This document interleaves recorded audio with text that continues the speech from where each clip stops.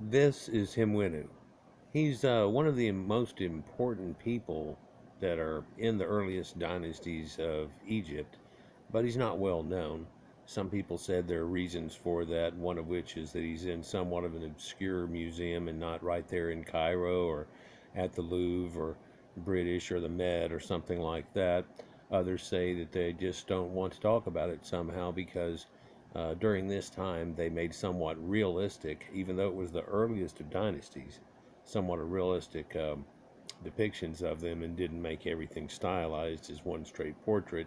And by looking at the variation on the theme, it's easy to tell that they have somewhat European features. If you look at him here on the right, which we'll look at closer in a second, you can definitely tell the features of which. And on the left, you can tell that it's somewhat in a scribe position, but he is seated as opposed to being in the cross-legged position like a Buddha. And in more of a visier's pose, if you will.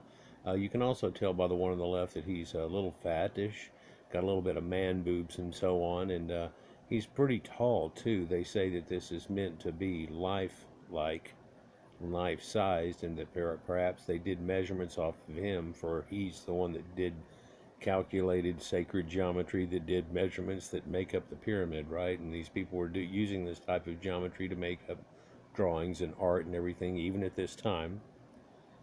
But they ended up making a realistic copy of him, like they did in a lot of different ways. But you don't see much of it anymore until you see something like Nefertiti's bust and so on like that. But let's just look into this and see his importance and who he was. Hemuinu was a son of Prince Nefermat and a grandson of King Senefru. He of the fourth dynasty. There is no information about any wives or children that he had, but he was the vizier during the reign of his uncle, who would have been Kheops or Khufu, and is credited for having been the architect of this king's Great Pyramid at Giza. So this is the architect of the Great Pyramid. Among his impressive tutelary, there are several priestly titles as well. Thus we find Hemuinu was priest for Bastet, which is the cat goddess, Sekhmet Mendes, which is hardly talked about, but it was around in the earlier dynasties, and Thoth. It's possible that many of these priestly titles were purely honorific, they mention, and it's been said so, and some people have made arguments, but they don't want to have too much of an argument about it because, again, it keeps showing you who these people were that were the earliest Egyptians, and I think that seems to be, for some reason, people's problem nowadays. But it's very possible that he had all of these titles and off doing geometry and things like that, he had come up with an idea to one up, just like they had done every generation through him, from mastabas to step pyramids to the Great Pyramid. So there's no reason to say that he couldn't have been all of those things and a bag of chips. Now, did he build the pyramid? No, that took hundreds of peoples, and there was other people and foremen and all kinds of things. I bet he was attached to it pretty much totally at every step. But it's said that he lived until the 19th year of the reign of Kheops, which means that the Great Pyramid was either completed by then or it was completed by a different architect. But he was buried in a mastaba, which is G4000 at Giza, near the Royal Pyramid. And this is the mastabas that are all out in front of it. Sometimes when you look at a picture of the pyramid, you'll see the little ones out in front, and then all these little flat top mastabas that are there, and that is the ancient ones that they were buried in nobility, but not necessarily the kings. And it's not really the necropolis, but at the same time, it also shows you that they're still all, even though they're building pyramids, the more common folk and even nobility are getting built mastabas, which are still built on the same styling and corbelled style and niched architecture style of Samaria. In fact, the bricks are the same size and so on, but that's neither here nor there. An impressive life-size statue. It's 1.55 meters high, and that's of course sitting. So if you were to take the same thing and stand him up, they said he would have been over 6 foot tall. And it was found in a niche of his mastaba. It represents Hemuinu seated on a block throne, his right hand decisively clenched, his left hand resting on his knee. His body is heavy, perhaps an indication that Hemuinu was rather fat, or perhaps just an indication that he was well-to-do. The statue's head has been restored as it has been damaged around the eyes, which originally may have been inlaid with mountain crystals. We'll look into that here in just a second too. The statue is one of many exhibits that's found in the museum in Hildesheim, Germany. So it doesn't get seen as much because it's not necessarily at the Louvre and so on. And you can see that he's pretty much built, let's just zoom in on this, guys. You can see that he's built pretty much thick all over. Thick through the ankles, if you will, but big feet, ladies, and thick through the knees and everything, and pretty much every part of his body here. But he doesn't look necessarily so fat. We're all aware, I think, that if whenever you sit down, that you get a little pudge. But he's got a little more than that. In fact, his belly button is turned into a smile, and his six-pack kind of looks like not a pack. And in fact, his pecs have a little double below the bottom of them, and that's natural and can definitely happen there. So he's got a little man boob going on, but he's thick all over, pretty big guy, and even a little bit of a double chin. Now let's zip over here, so watch out. But you can see looking at him head on what he looks like. Well, let's zip on over here, and so you can see this hanging down, a little bit of double chin. And there is some indication on a few statues of things like that, but this is in the earliest statues, and so they're making these heads pretty much realistic. In fact, it's believed that under the king's heads that they have now are originally taken from original heads that look like this, which they called reserve heads back then, for they had done them off of their guys, but then they're making them a god, right? So kind of a different example, but look at Greeks whenever they show those Greek statues. Those guys look Adonis, Arnold Schwarzenegger, and they're all just, nah, look like they're coming off of one of those romance books and everything. And they're twisted and all kinds of different, and you can see their musculature and everything else, but they're pretty much all built like that. So they're the gods, and you can imagine whenever the Egyptians turned themselves into gods, what they did was they gave this stylized look of the perfect Adamic man, if you will, and went with that, regardless of, if he had a long, alkaline, thin nose like this, or what it looked like. They kind of tried to make him all fit within a certain look, and pretty much it looks like that they did that for thousands of years, all the way to the time of Akhenaten. And Akhenaten might have been a little bit of a long-faced person. My brother and I, whenever we put us next to each other, you can tell that we're brothers. If you were to put a group of 20 people together and put me over here and him over there and say, okay, two of these people are related to each other, it probably wouldn't be too hard to figure out it's us. Although I have an oval-shaped face and he has a long-shaped face. He has a daughter that looks like him, and I do too. His daughter that looks like him has a long-shaped face. Mine that looks like me has an oval-shaped face. And you might still be able to take and put those in a crowd of people and say two of these girls are related or something, and you'd be able to pick it out. But it starts getting farther away. But his wife kind of looks like my wife a little bit too, and so on. It's kind of strange that it all works that way, isn't it, somehow?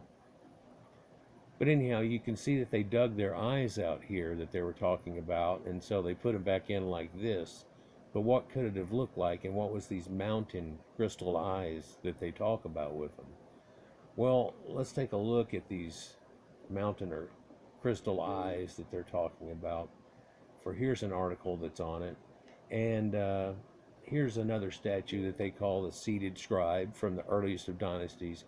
And you can see these inlaid eyes, and they have a separation and a dug-in spot right behind the crystal, giving some space.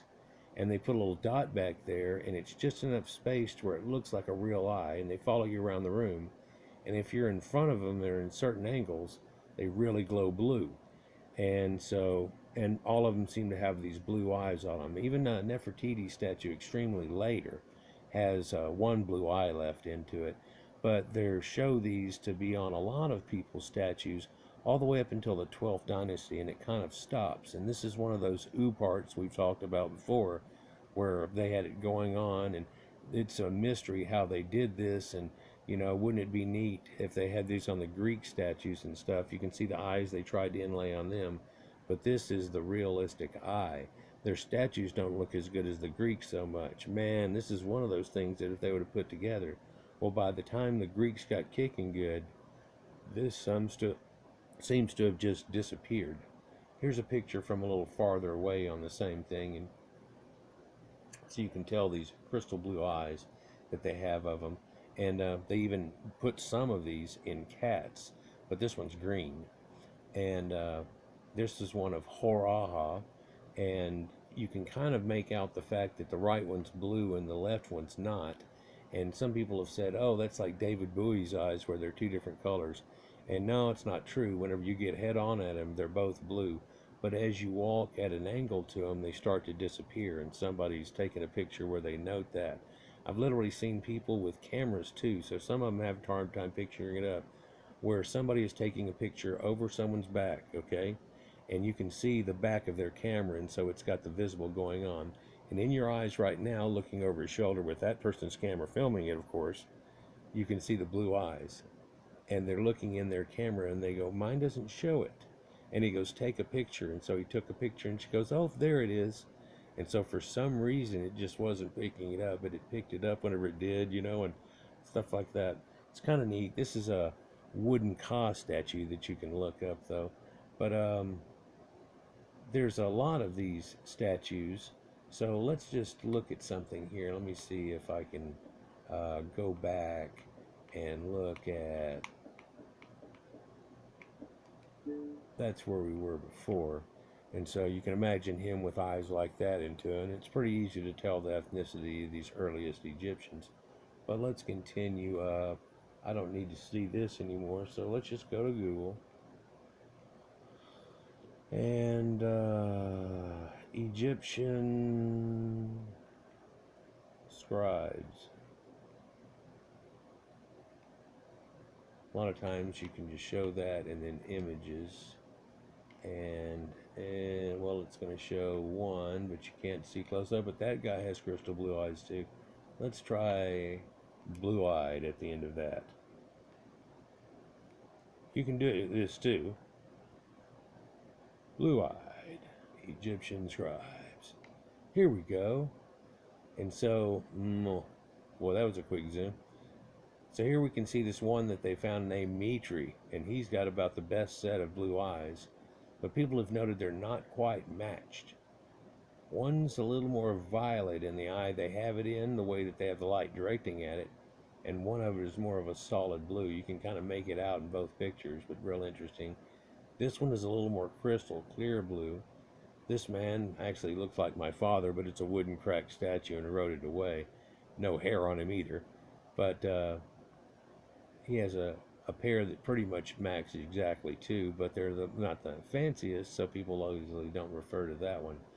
But here's Nofret and Rahotep, and its statues too that are also in this realism type of look. You can see the female. They have pale females and red ochre males, and that's all the way through the dynasties. But it can also be seen in Etruscan, Mitanni, Minoan, Greek art of the time, and a few others. But and it's a Caucasian edict. They've already gone to the point of being civilized to having domesticated cattle and farming and everything, and the woman no longer has to toil and so on. And the males will, and even though he's a guy that probably doesn't have to, he's still shown in that colors. And priests are quite often drawn as pale too, because they have that effect also. And it's just kind of an edict or whatever that's shown with them.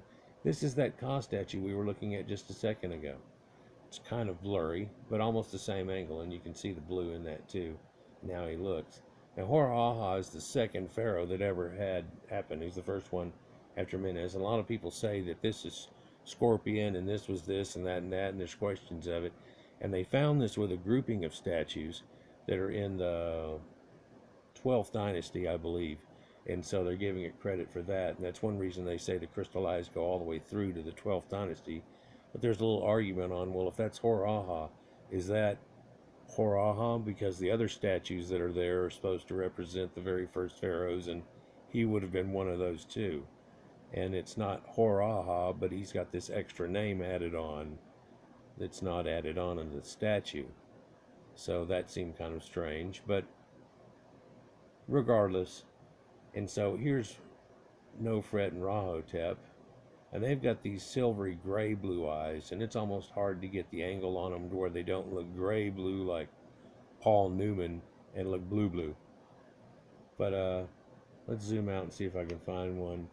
Well, here's another one that has it on it too, and man, that's a terrible photo there on the right.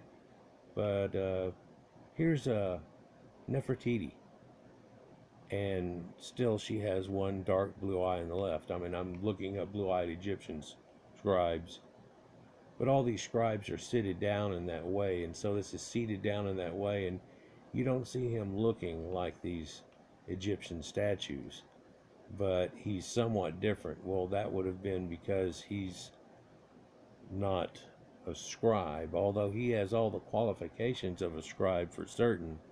It's taken to another level. So here's that seated scribe, and it's not good enough to see real good. Here's Hor-Aha, and you can make out his blue eyes. And crystal blue eye, real close up there on the right, huh? Nofret. It's not too hard to tell the ethnicity of these guys. Also, there's a lot of mummies, hard to tell in here, but they have a lot of blue-eyed mummies, statues and stuff. But also there's a bunch of blonde-haired, auburn-haired, and even red-haired mummies, including Ramses the Great and so on. And here's all these crystal blue-eyed statues. They're on here, but there's more than that. There's something like 17 or 18 of them. And as far as blonde mummies, there's this group here, but also the whole necropolis that they have out there. It's oddly separated into redheads in one area, blondes in another, and all the brunettes and dark hairs in another. Doesn't seem to go family-wide, but I mean, there are blonde families and so on, but it doesn't seem like it follows that. Almost like it follows more like the ancient belief, like Seth and Sethites and Seti, and so that would have been a redhead, and Horus would have been this, maybe blondes or so on, and it just goes from there. Or Horus would have been the dark-haired, so there's a reason they do it. So you can make out that pretty easy. That's right there. Here's another look at the one that kind of looks like my dad. Doesn't look like it so much there, but here's another one. That one on the right's just like faked or enhanced or some kind of shit, or they tried to make it look like, yeah, you can tell when you blow it out like this, it's done in that watercolor or whatever. You hit the color, make it look like watercolor instead, and it freaks it out. So yeah, there's a grouping there on the left. Anyhow, so that's pretty neat. But see, they're usually in this seated scribe position, and they're shown like this where they're writing, and they've got this little tablet. And then the nobility are shown standing up, and he's taking that first step. So he's taking that first step into action. They aren't like wild poses like the Greeks, but he's taking that first step into action. And that's carried all the way through the time also. But he's not doing this. He's actually sitting on a piece of rock, which is like a bench type thing, which kind of is weird because that statue is cut out of a piece of rock that is just like the rock that they didn't chisel it into a statue, but made it into a perfect square. Well, not even perfect squares, and built a pyramid out of them. Think about it, it's kind of odd too, but odd way to look at it. So even the eye, it's the blue Wadjet eye, the blue eye of Horus. And Horus is described as having blue eyes. There are tomb inscriptions that say, "I knit upon the head of the blue-eyed Horus, the god who acts." Here's another one, it's hard to tell. But he has blue eyes too. So they got some of them in that newer museum and stuff. So quite often they try to show these ethnic pictures of them and everything, but that's not necessarily true. Or they try to make it look like the people that are there. Not necessarily true. And then it all gets so confusing when you see pictures that have been drawn where there are dark people and red ochre people, and you're supposed to be some confusion about it or whatever. And then, yeah, we know what happens out of that. So anyhow, guys, that's the architect of the Great Pyramid, Hemuinu. Let's see if there's any other pictures of him real quick before we go. Hemuinu, Egypt. Hemuinu, Egypt. Yep, that's that statue. And like I said, whenever they found it, the head was broke off, but it's right there on the ground. But you can tell that's it with the boobs and everything. That's it. Yeah, Hemuinu. A little bit more of an angle at it, sitting there. So yeah, he's a little chubby. Got a little man boobs on him. But that's the architect of the Great Pyramid of Giza. Like, share, and subscribe, and enjoy. And by the way, they are saying that eventually got turned into Hammon. Hammon, Himon, or Hemuinu are the same, and Baal Hammon is Saturn. I haven't made enough connections to make that work, but they did deify other people like Imhotep and stuff that had gone to do things, and this is the architect of the Great Pyramid, but I wouldn't give him the credit for all of that. But who knows? Ancestor deification can be quite a thing. Like, share, and subscribe, and enjoy. Peace.